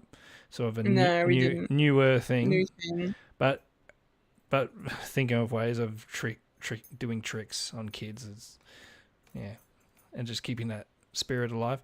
So they weren't going to do that, and I thought, missed opportunity, maybe, or I'm just looking too much into it. I really enjoyed the introduction to the Doctor because we're coming off from the bi-generational thing, and we only seen like bits and pieces where the Shooty. We didn't get a scene where the Doctor is finding his main costume, his main outfit, which is different. But bearing in mind, we didn't really see Christopher Eccleston's. But, you know the main theory about that? Where they did the bi-generational thing? Where Shooty had the shirt and the underpants? Yeah. So that means David Tennant has got the pants, but no underpants. So he's freeballing it from then on. Yes, he would be. Great. Right. Yeah, Shooty was great. Yeah. He definitely. I probably need to see more episodes to get with his level, because it's very different from all the other Doctors, which is good, because I don't like seeing Doctors like. I was like, I'm going to be like this Doctor that's come before. That makes sense. It's going to be something a bit different.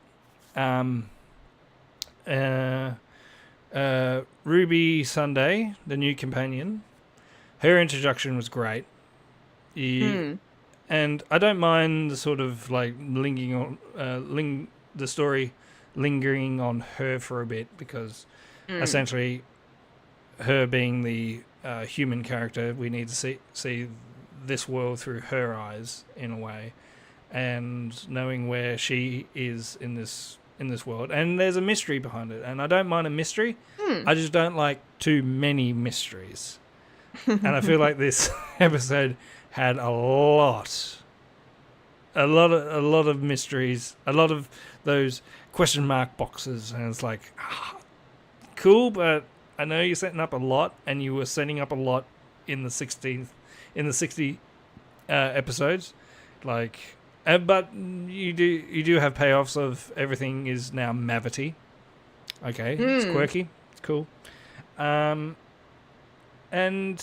overall, it's not really a Christmas episode, because it could happen like any time of the year. And and my quotes about my theory of Die Hard not being really a Christmas movie, it's just a movie set in Christmas. Yeah, so overall, good introduction to these new characters that we're going to follow later on in the year. But as a Christmas, meh. I mean, I don't love Christmas stuff generally, like traditional stuff, but I thought it was like fine enough in terms of like how it felt like a Christmas special, just based on the specials I've seen so far. Like it's set at Christmas, obviously, but then you have the connection of like Ruby being, born on Christmas Eve, and that whole thing, and then I guess you have that giant snowman on the building as well. But yeah, I suppose on the whole, like if you took out those little things, there wasn't anything overly super Christmassy Yeah. about it, I guess. Like there was no, yeah, yeah. I At least guess. the first Russell T Davies Christmas special had a Christmas tree that was trying to kill you. Yeah. God.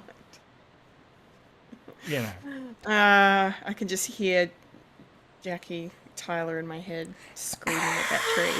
Yeah. It's fun. But yeah. Well, I kind of want to start just by talking about the goblins. Yes. The main Um, villains. the main villains of this episode. I thought they like the design on them was pretty good. And the fact that like they wore clothes and that was kind of funny and yeah, and like they looked great. The Goblin King looked really cool. It looks like a mix maybe between practical and visual effects done, I guess. I kind of liked the I didn't realize it until I thought about it later, but like sort of like a Hot Fuzz moment with the church spire going through going through the creature. Only because I watched Hot Fuzz recently, so I think that's probably why it made me think of it. Yeah, it's the well, I sort of saw it as the vampire thing. If you kill the main vampire, all the other ones disappear. Yeah, there was that part of it too. Yeah, that I thought was that was good. Yeah, and I liked the whole like the premise of them playing on luck and coincidence and the reason why they wanted to take the baby. Like I kind of liked how they explored that and used that. I thought that was really interesting and made a lot of sense.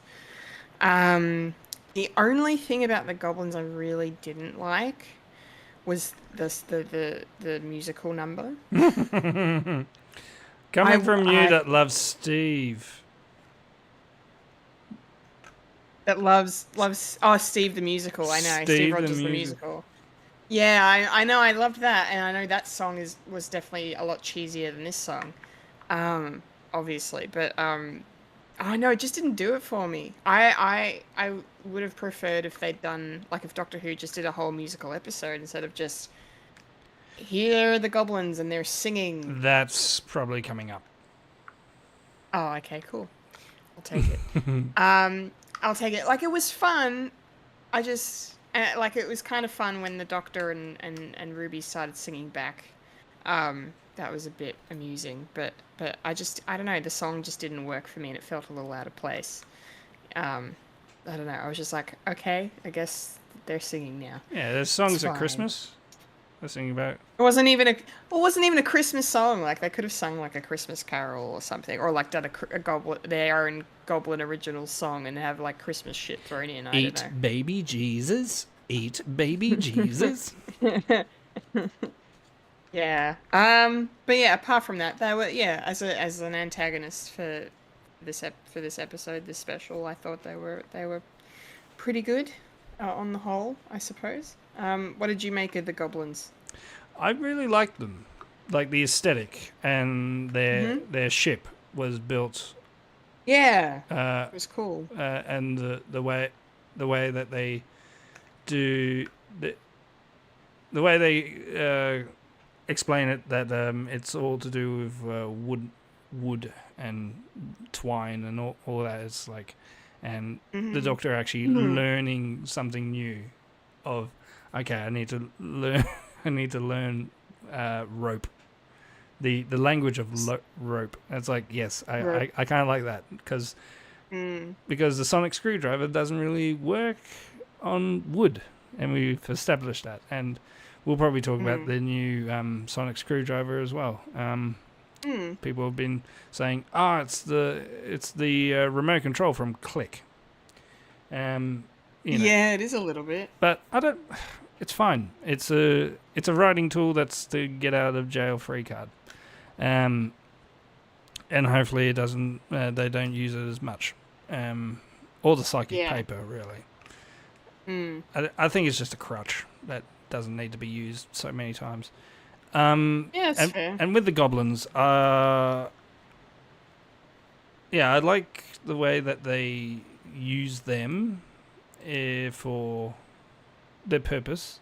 And you got to remember, like, kids are watching this as well. It's like, yeah, it's something a bit gross. It's like, yeah, these goblins are of old, where they steal babies and eat them. It's like, yeah, that's very grim tale, sort of grim brother sort of thing. I enjoy that, and the aesthetic of having a goblin king. And I'm really surprised that Russell T Davies didn't do the ultimate reference of a goblin king stealing a baby and not having, a labyrinth like reference. Reference. Yeah, that's a good point. Because I was going, oh yeah, Goblin King. I saw my baby. Yeah, so really enjoyed it. Really enjoyed the bad guy and and the yeah, not really much to say, and they can time travel as well. Yeah, which I found interesting Convenient as well. a little bit, but A little bit convenient, yeah, but that's fine. I think if I'm going to put my theory hat on, there's going to be a lot more like supernatural characters in this new Who. Yeah. With the introduction of the toy maker as well as the wild blue yonder of actually the Doctor talking about putting superstition back into the universe, and I think these are the sort of characters that the creatures are sort of on that line. So I don't mind a bit of the fairy tale stuff being put into Doctor Who. I just don't like it being done a lot. Yeah. Like, next time do like a supercomputer doing stupid stuff. I like, yeah. Yeah. But as I said, this is like the first outing of Shooty Gutler. Hopefully this is not going to be a mainstay.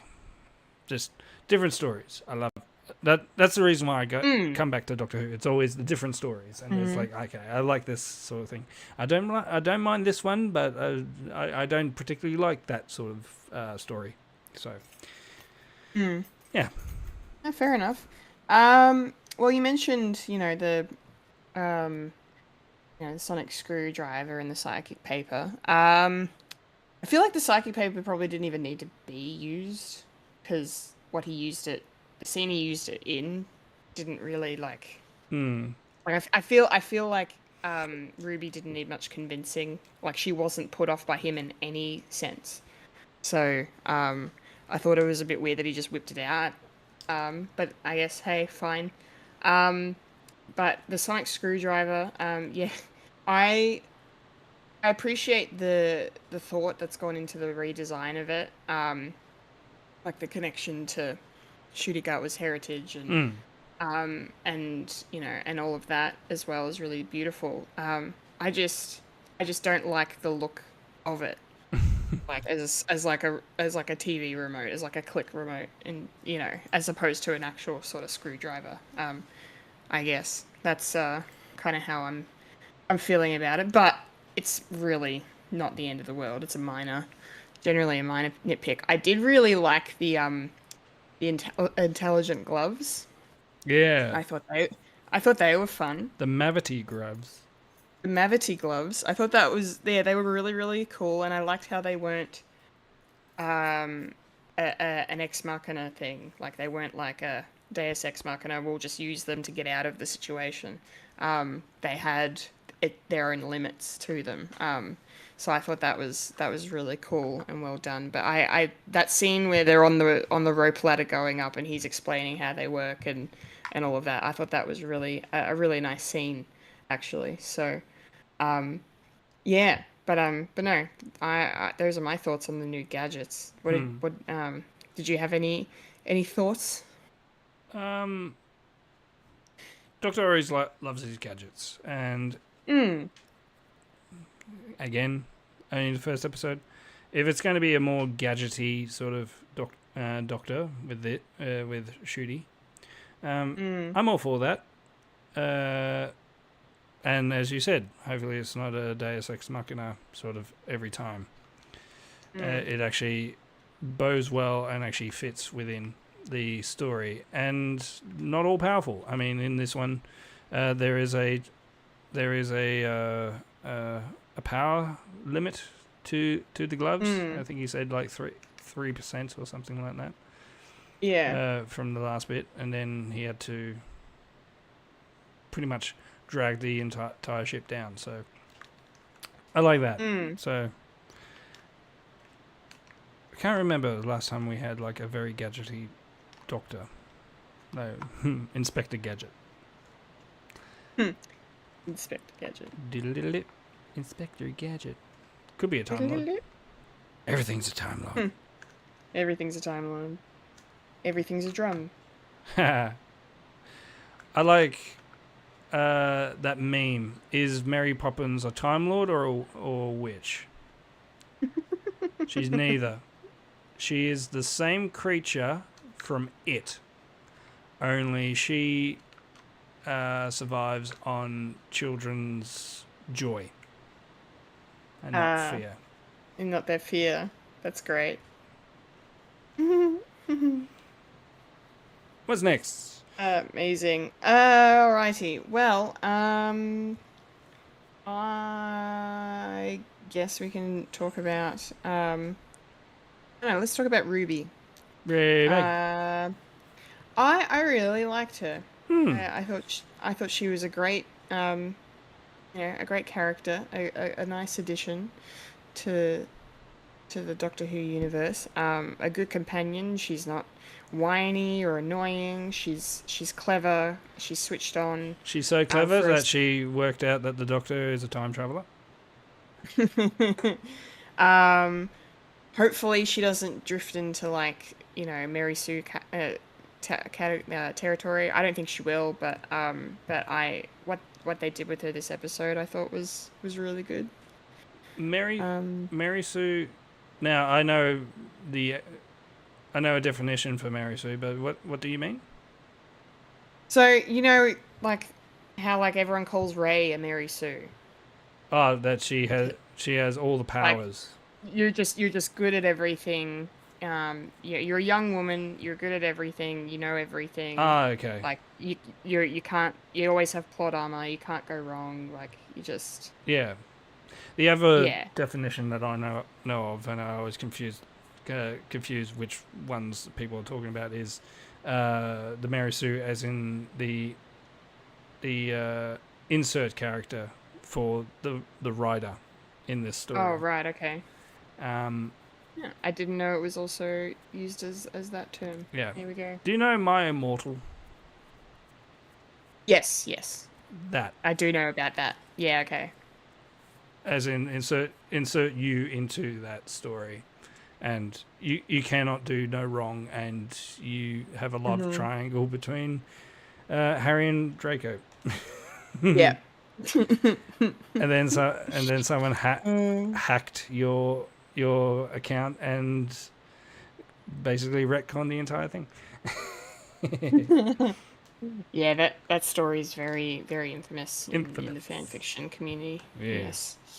But yes, anyway, but yeah, I really liked her. I thought she was good. I find it weird that she has to be a teenager.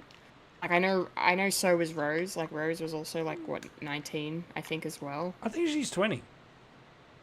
Rose was 20? I thought Rose was like younger. Oh, sorry, Ruby. Ruby, no, didn't they say she was 19? She was found 19 years ago. I was thinking, well, she's probably a year older, maybe. So I don't know. 19, It doesn't 18. matter too much. So on the cusp of being a teenager. She's super young, is what I'm getting at. Yeah. So I don't know, but like it is totally fine. And I thought Millie Gibson did a very good job. She The is good. performance. She's quite talented. She, her and Shruti Gatwa have a good, you know, platonic chemistry on screen. They bounce off each other really nicely. Yeah. It feels very natural. And yeah, so I'm looking forward to actually seeing their relationship, their companionship develop as we move forward through the season and series going forward. Yeah, no, I'm curious to know more about it because obviously there's a bit of, as you hinted earlier, there's a bit of a mystery going on with her, in who her mother really is. So yeah, and I agree, that it was a good introduction to her character. Like I liked meeting her, the way they did that, and the whole story about her being a foundling and wanting to connect to where she really comes from, but not in a disrespectful way to her, foster mum and grandmother, who are just wonderful, wonderful women, Yeah. that I really, really enjoyed watching. Like I just love the fact that the grandmother Cherry was like, she just kept going on about a cup of tea, but literally the first time you hear her ask for it, Ruby's mum's like, but you didn't, when I made it for you, you didn't drink it, like you let it go cold. And then she just, every time they kept going back to that joke of, no, I want my cup of tea, Yeah. it was very funny. So yeah, I'm really enjoying everything about the Sundays and Ruby at the moment. Yeah, I'm excited to get to know them. What did you make? What did you make of Ruby Sunday? Yeah, she was good. Yet another a modern companion. Young, well, it's pretty much the foregone conclusion. It's going to be female, young, and earthling, and of this time. So no changes there, but here nor there. A mystery behind her. So depending on what Gibson is doing in season 2, or even if she's coming back in season 2, so we'll probably get some closure at the end of this season coming up.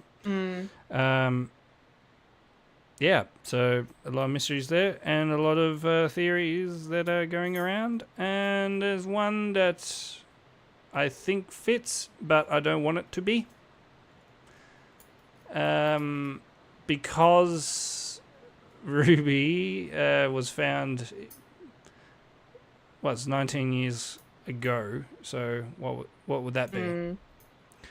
2005. Yeah, which it makes it, yeah.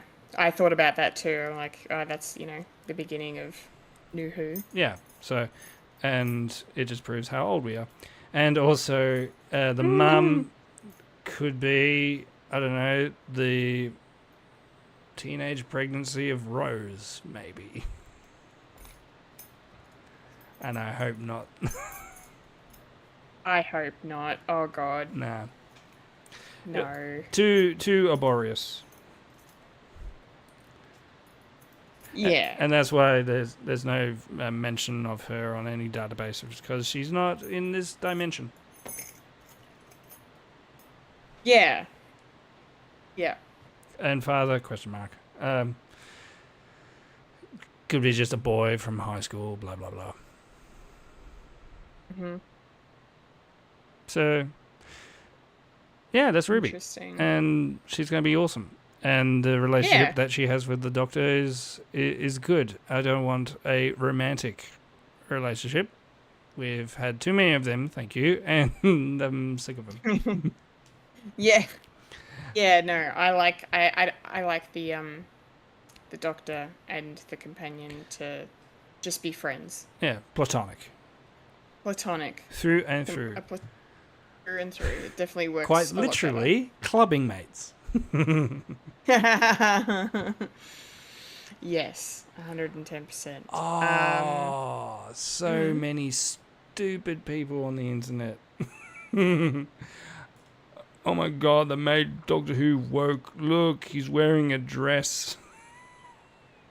Oh my god. He's wearing a kilt because Shooty is Scottish, you pieces of crap. And also, something that was mentioned, and I cannot unsee it now. There's a slight tinge of blue in his hair. Yeah.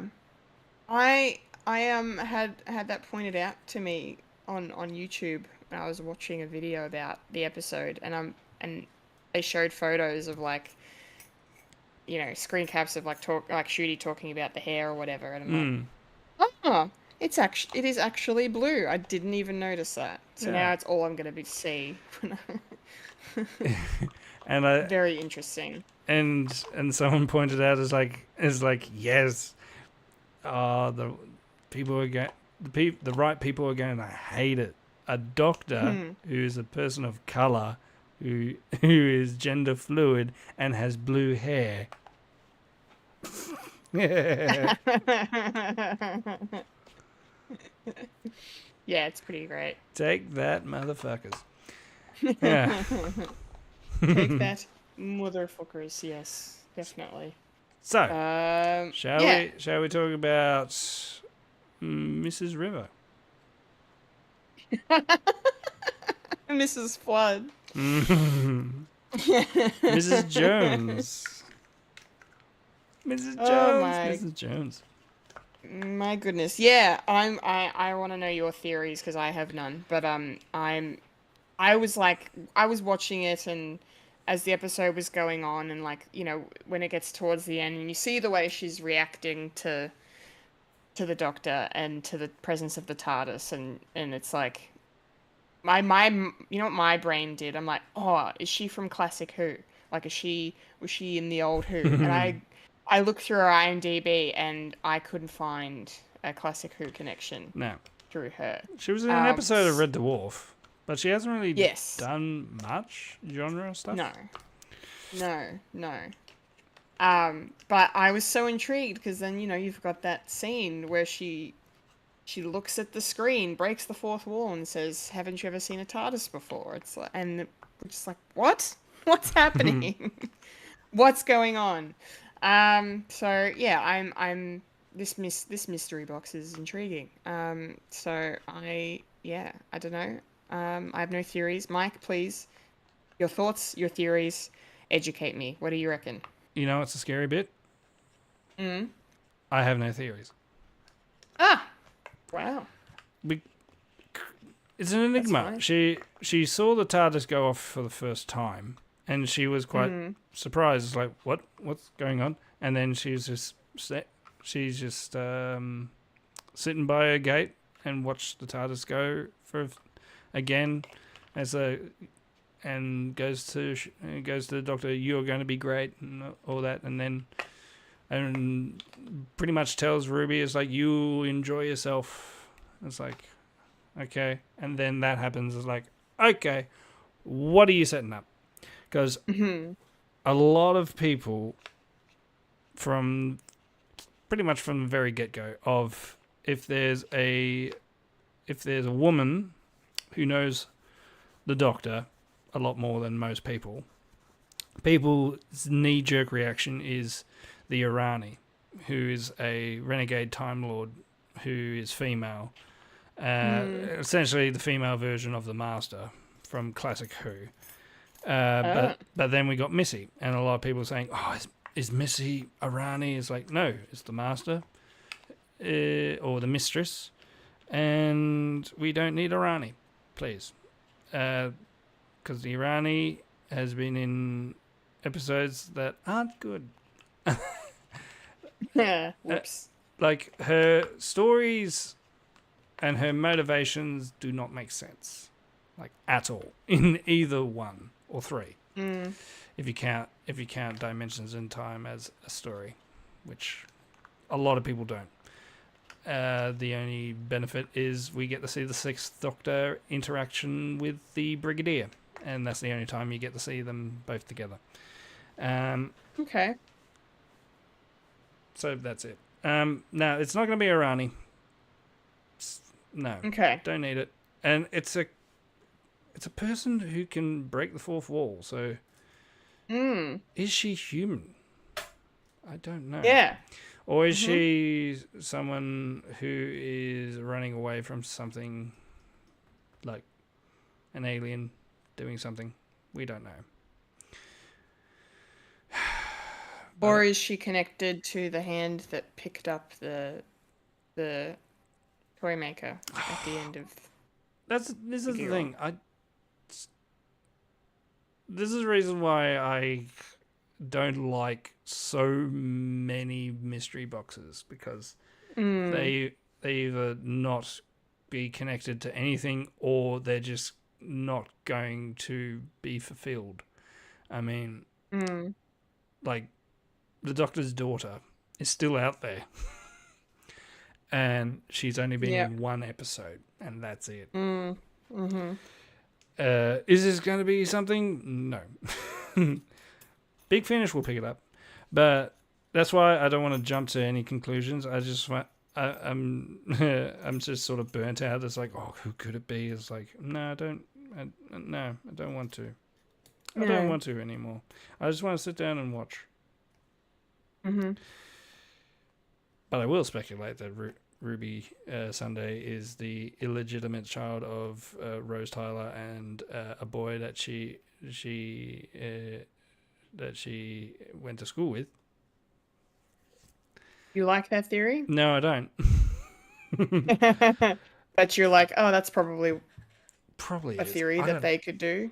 It's a theory that they can do, and I don't want them to do. And in a way, it doesn't make sense, because she said she was from Manchester, and Rose was on the outskirts of London, so too far. Geographically, it doesn't make sense.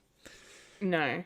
But is Mrs. Flood to do with Ruby? Is she a guardian angel looking over her? There's too many possibilities, and we're only going on one episode. So, and as I said, I have no theories. I have nothing. Okay. I'm just a casual viewer at the moment. Oh, that's cool. That's exciting. Yeah. Sometimes things don't need to be explained. And that's what Doctor Who is. Shall we explain that? No. It's either not explained or too much explained, or there are two composing canon parallels that happen at the same time. I mean, Doctor Who has explained the Bermuda Triangle twice. Right. Yeah. So either both are correct, or none of them, or one. So Yeah, okay. yeah. Mind you, I like the fact that Russell T has not completely sideswiped the Timeless Child, and does make reference to the fact. I know a lot of people would be annoyed at that, but these are the cards that you deal with. This is the telephone call that you get, when you play telephone, and you pass the baton, and doesn't have to be exactly a explanation. It's just there, and yeah, it's an interesting concept of the Doctor is a being from another world, not necessarily Gallifrey, but is alone in the world, and it's the story of the god falling to Earth, and he is amongst morsels and stuff like that. So, and he doesn't know his own past, which I was gonna say, I kind of like that. That's something that they could maybe have Ruby and the Doctor bond over. I think, And yeah, connect I think over. that's what they're setting up. Mm. Like, parallel, like, traumas. And, Yeah. yeah. Yep. And maybe the Doctor will find closure by finding her mum. Like, finding something for her. And in a way, he would feel... I don't know what the Doctor's pronouns are now. They. They? Probably they after this. Yeah. Mm. Collective trauma. I'm done. Yeah, I don't really have anything else to add. Yeah. Yeah. Shooty was great. I'm looking forward to him going forward, and seeing what else. We're not getting another episode until what, March or April or May or something like that. Something like that. They say what's the opposite of It was May. what's the opposite of their spring is our autumn. It's So autumn. yeah, so March, April, May. Sometime then. Yeah. Yeah. And then we On can Disney Plus. And then we can talk and who. Talking who? Talking who. Talking who. Hey. Talking who? Who? Shooty Gatwa or Matt Smith. Yeah. It's that time. 2 episodes at a time. So what Yeah, that did could you be fun. think? What did you think? Yeah, we could do that. I'd be down to do that Down the clown. next week. Down to clown. All right. Well, if that's all we've got, then I think that's the podcast. Yeah. Echo next week. Yes, Echo next week. All of Echo? All of it. All 5 episodes are dropping 5, that's all right. on Wednesday. So yeah, so it should.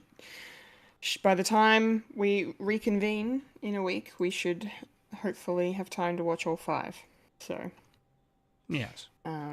yeah, and I'm looking forward to seeing how that plays out. I hope it's good. Looks good. It does look good. Like street level thing. It's not going to go too overly meta universe stuff. Unless Wanda just drops right in the middle of it. It's like, what the fuck? Yeah, that would be Maybe Mephisto. Mephisto. Finally, Mephisto. Oh no. Uh-oh. Uh-oh. Okay. Yes.